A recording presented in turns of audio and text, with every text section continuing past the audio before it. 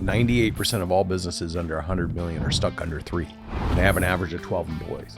So statistically, when you think about how hard it is, I mean, to build a business for over 3 million, there's only 3% of the businesses that get there, but still 97% of those businesses still fail.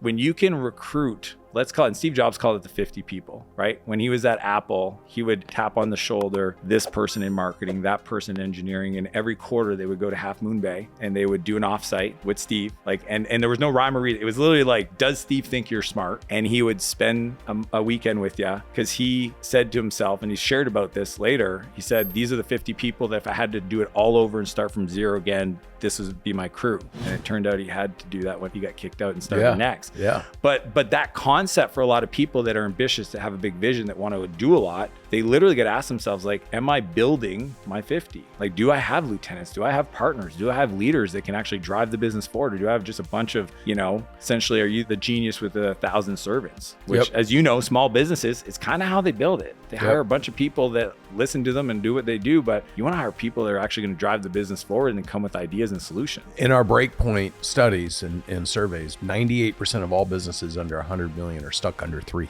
And they have an average of 12 employees. That is why I wrote this book. That breakpoint is one of, you got the data. It's the hardest one. My experience is that at that level, the different skills the CEO has to acquire to break through those different breakpoints. It's usually the simple skill of delegating anything to anybody, right? If you don't figure that out at the lowest level, you're a highly paid specialist. You're a doctor, a lawyer, a freelancer, whatever you want to call it, right? And you can make a great living doing that. You're never an owner. You're essentially a highly paid person with a job. The 2 to 3 million level, that 12 employees, literally when I wrote the book, I called him Darcy, okay? His name's not Darcy, but I used Darcy. I didn't want him to get pissed off at me, but it's this place where these entrepreneurs hit this, what I call the complexity ceiling. And the reason why is the skill is to learn to work through somebody. That's a scary proposition. When all of a sudden somebody else is representing your brand in the market, that you've made promises to customers, and you're now working through a person that works with the team to deliver the value to the customer. For a lot of people, there's a lot of emotions there, right? There's feelings, there's anxiety, there's concern, and people can't let go. They really have a hard time letting go. So that's why I wrote this book. It's not only how to buy back your time, but actually a third of it is just leadership.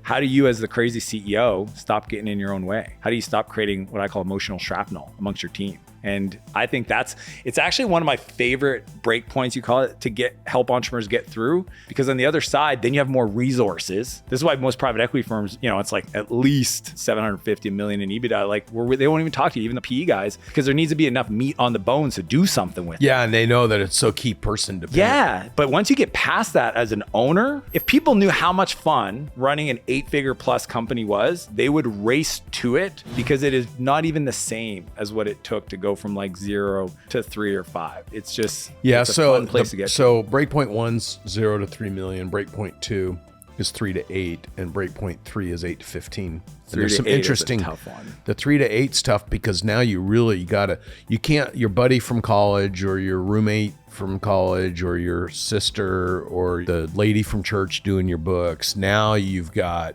more moving parts, more people.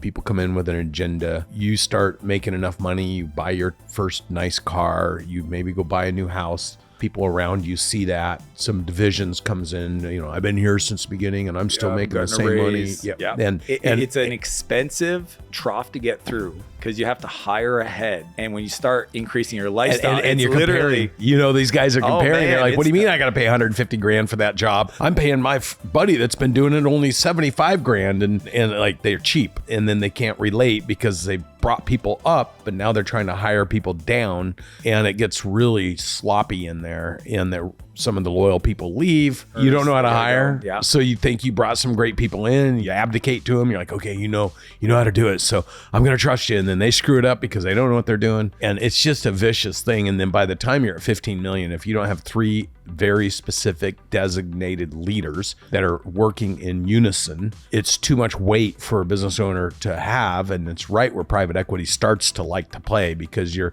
EBITDA might be 2 or 3 million. The pain's high. It's real money now. Yeah. And so, all of a sudden you could put 10 million, 15 million in your pocket. And so that inflection point, and then 25 million. By the time they're at 25 million, they're running on 14 to 17 different systems, which is why your SaaS business is so important. And the sooner they do it, the better off they are, but they kick the can and then they're running. And of the 17 systems, they don't know about half of them because it's the sales guys using their iPhones and their own CRM because they want to own the relationship with the client. And it's just so clunky and stuff, but it's like clockwork what happens in the 0 to 3 million, the 3 to 8 million. It's as certain as gravity. Yeah. And it's like a structural building putting 4 or 5 stories together. If you miss a step, your foundation's not strong enough, so it collapses. And statistically, what we saw, 97% of all businesses go out of business in 10 years, the bigger ones. And then for the sloppy ones go out of business, 2/3 of them in the first 5. So statistically, the bigger ones get bigger, but they're built on a faulty foundation and then they collapse. And what we saw statistically is if you slip back from one break point to another, you kind of catch yourself depending on how big of a slip back it was. But a snapback is where you go 2 break points back, and that's absolutely catastrophic. And so when you think about how hard it is, I mean, to build a business to 100 million, 3% of the businesses that break or over 3 million, there's only 3% of the businesses that get there, but still 97% of those businesses still fail.